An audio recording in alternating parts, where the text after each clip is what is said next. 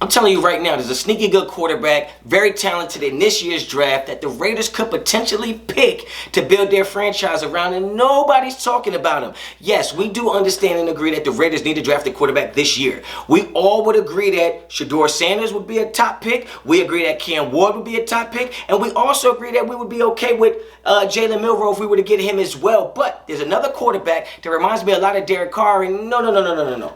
Before you try to kill me in the comments, I'm not talking about talent whatsoever or quarterbacking or that position. I'm talking about in terms of being able to pick a quarterback later in the draft and still getting starting quarterback value from them, right? So now, everybody's wondering who I'm talking about? Drum roll, please.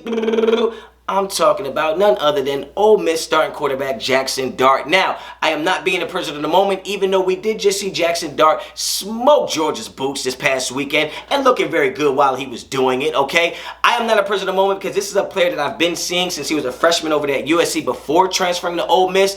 But this is a guy that it's a hard time to root against him, man. This kid is a winner. This kid is super tough. 6'2", 225, stands tall in the face of any type of pressure and just gets the job done, okay? When you look at his stats, last year completed 65% of his passes, 3,300 yards, 23 touchdowns to only 5 interceptions with a QB rating of 162.4. Now, not bad stats. He also added pretty much 400 rushing yards and 8 touchdowns as well, so you see that he's a dual threat quarterback. Now, when you talk about this year, he's completing over 70% of his passes, 3,400 yards, 22 touchdowns to 4 interceptions, 188.6 QB rating. Now, when you put all that together, you're looking at a quarterback that's pretty damn good. And you can't say he's not playing against competition because he's playing in the damn SEC. And before that, he was at USC. So he's been playing against the top competition. The kid is just a winner. Last year, they won the Peach Bowl, 11 wins. I think he was the first quarterback to get 11 wins since, who knows, maybe Eli Manning. I'm not even sure, but I know the kid is a winner, right? When you talk about all his stats as a career, 65%, 11,000 yards, 74 touchdowns to only 25 interceptions, 158.5 QB rating, okay? And it ain't just about the stats. Sometimes it's the intangibles. When I go over to NFL draftbuzz.com and look at some of his strengths, they talk about shows excellent arm flexibility, adjusting throwing angles, and release points seamlessly. Well, damn, that's what Patrick Mahomes does. Okay, explosive runner who quickly accelerates, making him a significant dual threat quarterback. Well, damn. We want a quarterback that's dual threat, who can run the ball, who can throw the ball, who can move the pocket around, extend plays, and get the job done, which we haven't had in such a long time. A master at the RPO and play action game. Well, damn, man.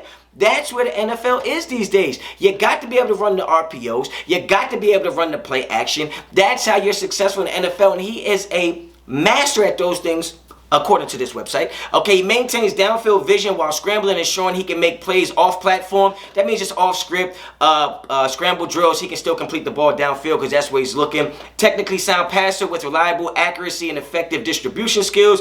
Utilizes pre-snap reads to identify defenses' weaknesses and exploits them efficiently. So this is a guy who's not just a runner. This is a guy who's not just a passer. This is a guy who is also a thinker, can think the game pre-snap, make the audibles, make the adjustments, make the corrections, and execute it post-snap.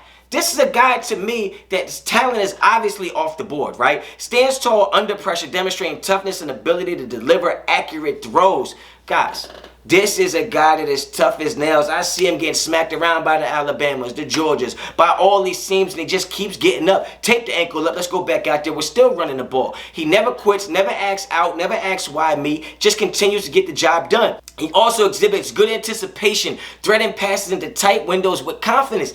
This is a guy that is NFL ready. And yes, I understand he is not on the same level as Shedeur Sanders.